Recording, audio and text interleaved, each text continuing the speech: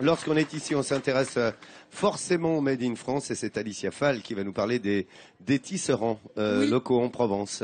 Tisserands qui se sont installés en grand nombre dans la région de Tourette-sur-Loup. C'était dans les années 40. Aujourd'hui, eh bien, elles sont malheureusement que deux à faire perdurer ce savoir-faire qui date, qui est ancestral. Et je vous propose d'aller à la rencontre, eh bien, de Cha Tsao qui a gentiment accepté de nous ouvrir son atelier. Plusieurs étapes, bien sûr, sont nécessaires pour le tissage à bras. Alors, dans un premier temps, on va retrouver ce qu'on appelle l'enfilage. L'enfilage, c'est une étape qui consiste à passer chaque fil de chaîne dans ce que l'on appelle l'hélice. C'est un travail minutieux et un savoir-faire assez exceptionnel. Viendra ensuite ce que l'on appelle le cannetage. Alors le cannetage va demander de la souplesse et de la coordination. Pourquoi? Parce qu'on va travailler à la fois les pieds et les bras. Donc c'est une étape assez physique et qui demande énormément de concentration.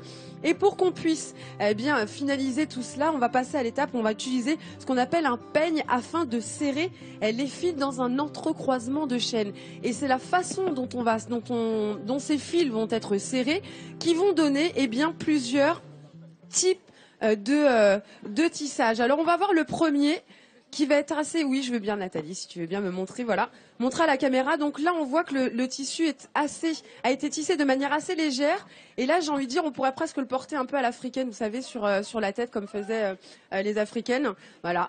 On voit bien que c'est assez aérien. Donc ça, c'est un tissu qui a été fabriqué donc avec la machine et comme je le dis, qui va donner un aspect aérien. Là, on va passer à un tissage beaucoup plus resserré. Donc les mailles. Merci Nathalie. Les mailles sont beaucoup plus resserrées, voyez-vous. Donc là, c'est plus pour l'étape, pour les écharpes, pour se réchauffer.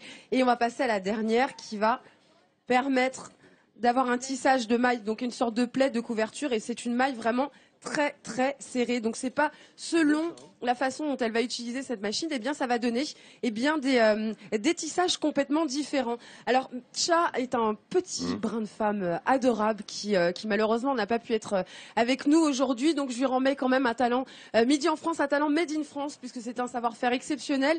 Et j'aurais voulu lui faire un bisou en direct, mais c'est pas grave, on lui fait un gros bisou, voilà, à la caméra. Merci, ciao, et remettez-vous bien, parce qu'on sait que vous auriez voulu être avec nous ici sur le plateau. Bien mérité, Ciao. un savoir-faire évidemment local et provençal, vous l'avez compris, que vient de nous montrer notre amie Alicia Fall.